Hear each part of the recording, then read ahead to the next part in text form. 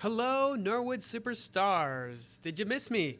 We're doing our second of the year installment edition of the Norwood News newsletter. That's right. Instead of weekly, it is every other week, first and third Thursday of every month.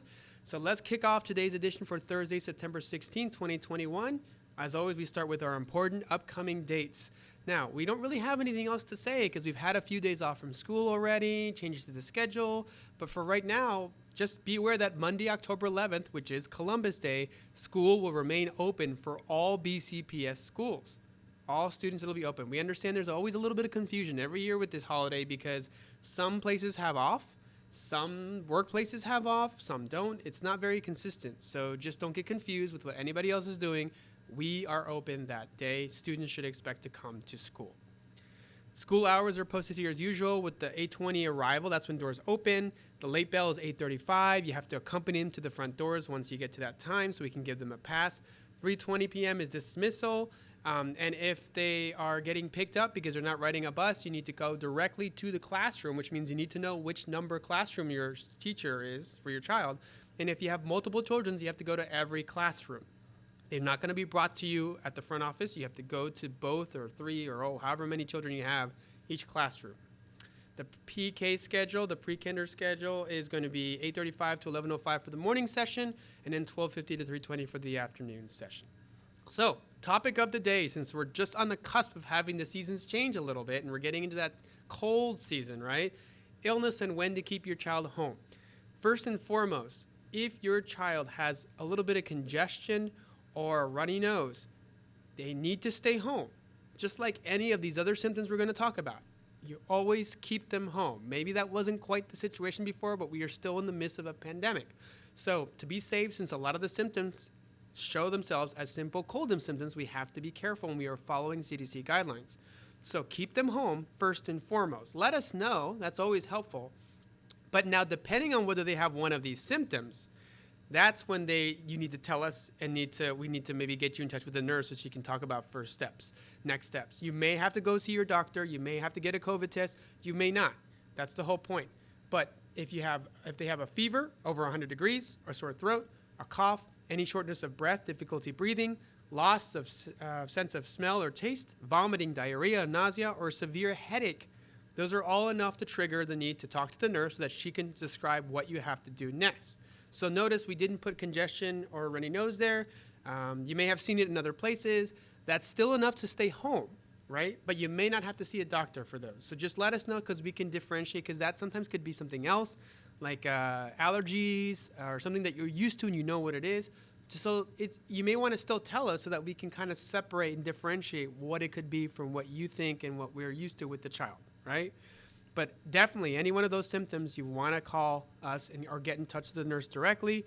And be aware that Express Care and Patient First nearby here in the Dundalk area do offer COVID-19 testing if you are told that you need to get a COVID test.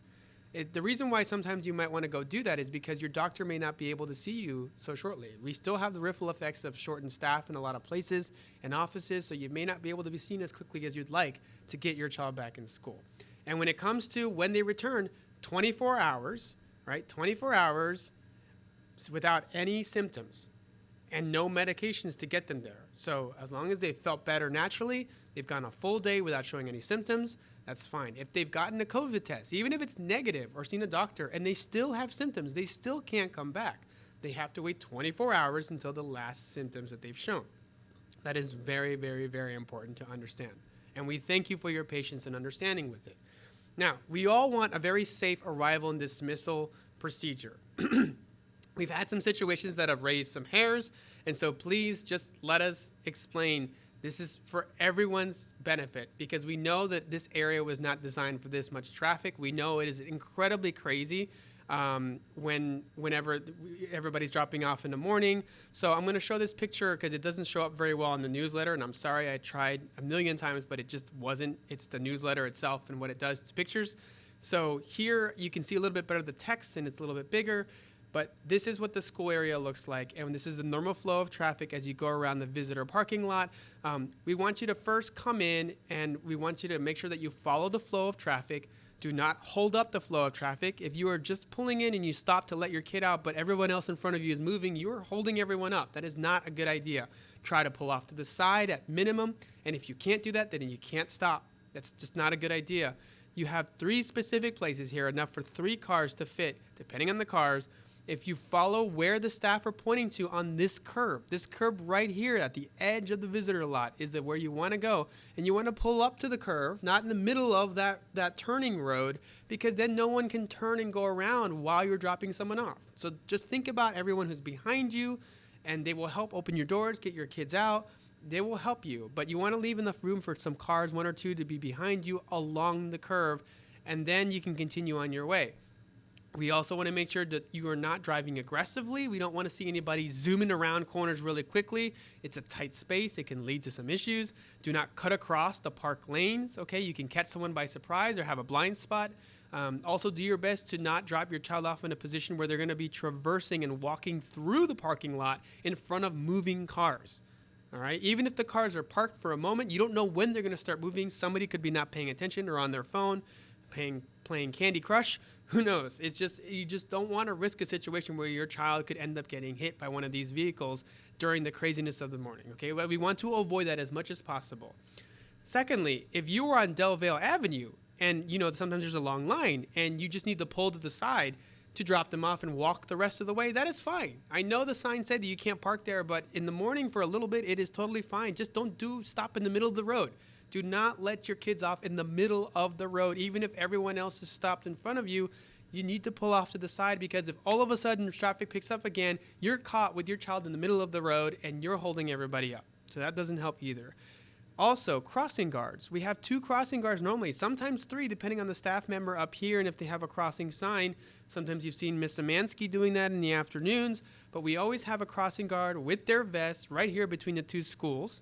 And then we have one right here before we get to this church parking lot, which is an actual overflow parking lot because the church has graciously allowed everyone to use them and that side that's right next to the school as an additional parking lot. So if it's too crazy around here and you just need to walk over and drop off your child, you can park there. That's not a problem. You come up from the other side, or you can pass the school and turn left. Now, when it comes to the bus loop, only buses between 8:20 a.m. and 8:35. That's the window in which your child needs to arrive. We need buses to have room and clearance to come in there. So it doesn't matter if you're off to the side. It doesn't matter if you drive the world's smallest car. We need this bus loop to be empty. If you happen to already be there because you got there early and the bell rings at 8:20, you bet your bottom dollar somebody's going to start knocking on your window and asking politely to have you move. Okay? So that's going to happen. So please, please, please, we just want to make this experience flow for everyone. And if you have any questions at all, ask us. If you see something that you're concerned about, let us know. We definitely want to be aware, okay? And as always, when it comes to the drop-off situation or the pickup, the policy has not changed. Even before COVID, when you came to pick up your child from the parking lot or from the front office, you still had to show ID. This is not different. The only different thing that's happened is you're now going to the classrooms individually instead of just the front office. We're trying to avoid everybody coming together in a rush to one spot. So that is the reason why we do this. We are following guidelines. Please make sure you have ID. We will not release your child to somebody that cannot photo identify themselves and that is not listed on the contact sheet as an emergency contact with pickup privileges. So even if they're an emergency contact, but if they don't have that privilege, we cannot release them. We need to call and get in touch with the parent. And if we can't get in touch with the parent, it's just not going to happen. So sorry, I know that can be aggravating for some when things happen last minute, but we are telling you over and over again, please follow these guidelines to just make everything easier for everyone and to provide ultimately a safe experience for everyone in this school. Last edition, we talked about accessing Focus and Schoology via a Parent My BCPS account. Now, the purpose of this Parent My BCPS account, it does multiple things. First, it lets you access Focus, which from accessing Focus, you can look at report cards and progress reports. You can see absences, and you can also access Schoology from there directly. So it's very useful because you don't depend on your child's credentials. Who wants to depend on their child letting you see their grades, right? You can see where I'm getting at. So it's good for you to set up this account. There's even a way for you to do it using your existing email credentials if you have a Google account or a Microsoft or Outlook.com account, like Hotmail, Outlook.com. So that's also possible. But either way, this video will show you how to do that. Just watch it. It's one of our YouTube videos from our channel. And also you have some written instructions here in English that you can click on if you prefer to see that. And if you don't do this, then if you want to change or add somebody to the emergency contact list because you want to add a pickup person, let's say you didn't realize that your mother was not on there. You only had your father, and then your mom needs to go pick them up because your father's not available like you thought you would, and you're stuck at work and you need someone to pick up your child because they're sick. Well, call us. Just call us and let us know, because we can always do that at a moment's notice, alert the teacher. But if you want long-term someone to be able to pick up your child, we have to add them to the emergency contact list. So what you do is you either do this yourself through this system, which is a lot easier in my opinion. You don't need to bother us about it. Or you can call us and then we can print out a contacts list, a hard copy, where you're going to have to manually by hand write in the changes, who you want to add, their phone number, their full name, and you sign off as a parent on that. That is the way it has to happen. So if you don't do this method yourself, that's how that's going to work. And then you just return that back to us as soon as possible. You hand it to us, or you take it, put it in the take-home folder for your child to take back to school. All right. Now, it could take a little bit of time, like up to 30 minutes, or even for accessing Focus, or even 48 hours once you go through this process. So if you go through this process and you still can't log in, just give it some time, and then hopefully it'll work out. Now, related note, receiving school messages. I know that last year with the cyber attack and virtual learning, and there was just, everybody was being completely bombarded by messages from the county, from the school, and I know that it can be super annoying sometimes. But given what happened with the severe storms the other week and there was that emergency closure, let's just make a differentiation between emergency notifications as well as the normal notifications. Normal school messages will come to you by email if you provided one during registration, as well as automated phone calls. Sometimes it's one or both or either.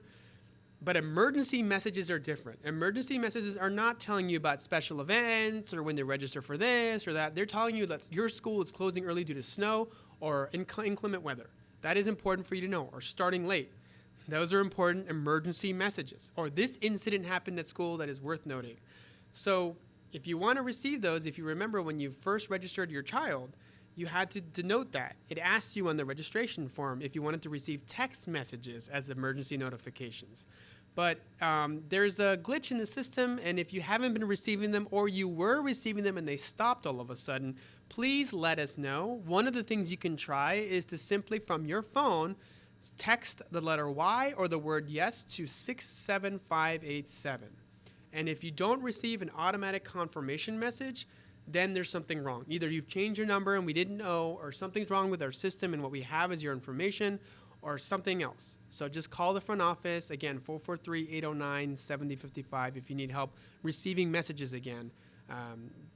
Texting the number is going to get you those emergency messages, but we can also check about run-of-the-mill things like your email account and what we have in the system for you. Now, remember how last edition we talked about how we're going to give some resources every newsletter for families. One's going to be focused on math, which is for the first Thursday of the month, the first newsletter of the month. For the second newsletter of the month, which is the third Thursday of the month. For the second newsletter of every month, we're going to focus on ELA, which is English Language Arts, which is just a fancy way of saying reading and writing skills. So these are the ones for this week. Unfortunately, they're only in English. So just click on the link for your particular grade. Pre-K is not included. That's on purpose. They have a different curriculum. But just click on here and you'll be able to see one of those, and we can just show you a quick example of what this looks like. And for example, they're talking about like the parts of the story, in terms of the plot and what happens when, and just some questions that you can go over with them, things that you can read to see about what they're keeping in mind, what they're learning, and what are some expectations they're going to have.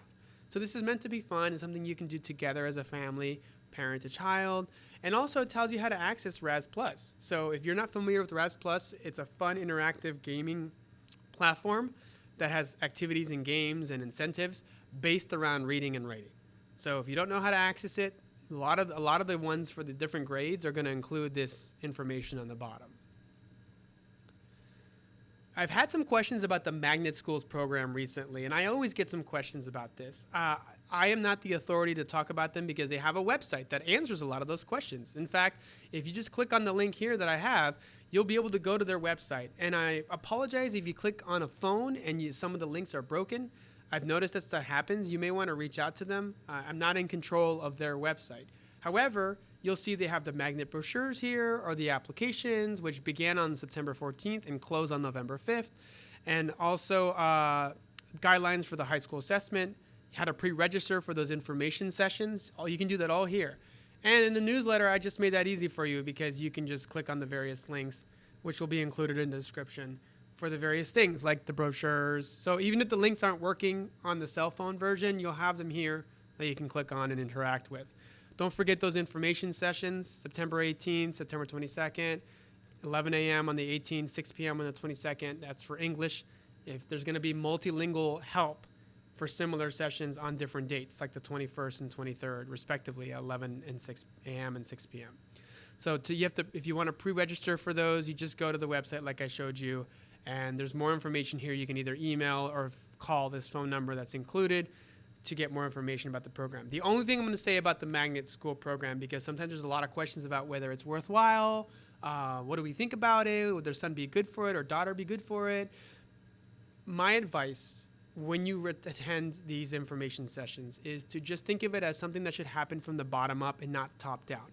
If you were looking at it from parent down, thinking like, I'm going to be the only child of my friends who does not go to a magnet school, I'm going to have a child who, they're not being challenged enough, so I feel horrible if they don't go to a magnet program. If you're the one pushing that train and they're not really that interested, or they don't know what they want to do, what they want to focus in, which program they want to apply to, not a good idea. And I say that because there's a lot of logistics involved that could make some kids not want to do it and have remorse, right? Like they're not going to go to the same school with all their friends. They're going to go to a different school. You may not have transportation provided depending on your situation, depending on which one you get accepted into. Some of them are lottery, which have nothing to do with merit in their grades. Middle school and elementary school versus high school, you have to take an assessment in addition to it being partially a lottery, but they take into account performance and grades. So it's a little bit different circumstance for everyone depending on where you are. And if the child is the one that's really motivated and they really like something and they resonate with the program and they ask a lot of questions, then that's not a horrible idea. But if it's really not coming from them, I really wouldn't force it on them or do it because you think it's going to be good for them, because it may end up having the adverse effect. That's all I'm going to say about it. But I hope you get the most out of those information sessions when you call or ask or learn more about the program. ESA Welcome Center has moved. This may not apply to many of you, but for anybody who is transferring into the county, is new to Baltimore County Public Schools, the state of Maryland, or the country, or you've attended a private school and your child has not been assessed for ESOL and they mostly do not speak English, it's a good idea to make an appointment with the ESA Welcome Center. They offer a variety of services and workshops and services to help families out that do not speak English. They're a great resource. But registration and orientation gets bundled with evaluation of ESOL services with them. So with their first grade and older, you have to go to them first. Don't go to the school that you should go to. So it's a little bit backwards. If they're kindergarten or pre-K, you go to the school because we can evaluate those younger children. But for first grade and higher, you need to go to the ESA Welcome Center. And so they've moved to a location that's actually closer to us. They used to be off Liberty Road, Route 26 in Randallstown. Now they're in Catonsville, which used to be the old Catonsville Elementary School. Now it houses other BCPS offices. But here's the address. If you have any questions, feel free to call their number, 443-809-6752. And Ms. Yoslin Marroquin is more than happy to answer your questions or work with you from there. The Eliza Brandwine Center only has a few spots available, so they've all filled up for the morning and the last session of the day in the afternoon. It's the midday session, the late morning at 10:50 to 12:20. That still has some spots available. This is a parent and caregiver plus child readiness program, which means you attend with them. You don't just leave them and forget them. You got to attend with them. So I understand for some parents that doesn't work with your work schedules, but who this would benefit is maybe parents who are at home with their child and have that flexibility, and they're concerned about their ability to integrate or do some of the basic things asked of them in school. Maybe they're very terrified of school and they don't seem to like the idea. then this might be something that could help wean them in. It's only once a week for 90 minutes, and there are still spots, and it's completely free. I know it's not the same as pre-K. So sometimes it gets offered as a pre-K alternative, and it's not the same, but it's at least something. It's something, and not all schools have this program. So it's something to consider. Reach out to Ms. Barbie Pullman. Her email address is bpohlman@bcps.org. And if you need her to reach out to you and call you because you speak other language or you don't have an email, then we can gladly do that, and she can acquire an interpreter over the phone. Now, I know that was a jam-packed newsletter for this week. I'm very sorry, but nonetheless, a lot of important information because we still have a lot of people coming in. We have a lot of new students being added over time. Last year was a very difficult year, and we still are seeing the effects of this pandemic on people's living situations and their learning educations and people re-enrolling after being homeschooling or virtual or whatever. So thank you all for your patience. Thank you for working with us. We want to continue to work with you and do everything we can to make this a very equitable and fantastic learning experience for your children. Thank you, and as always, keep on learning.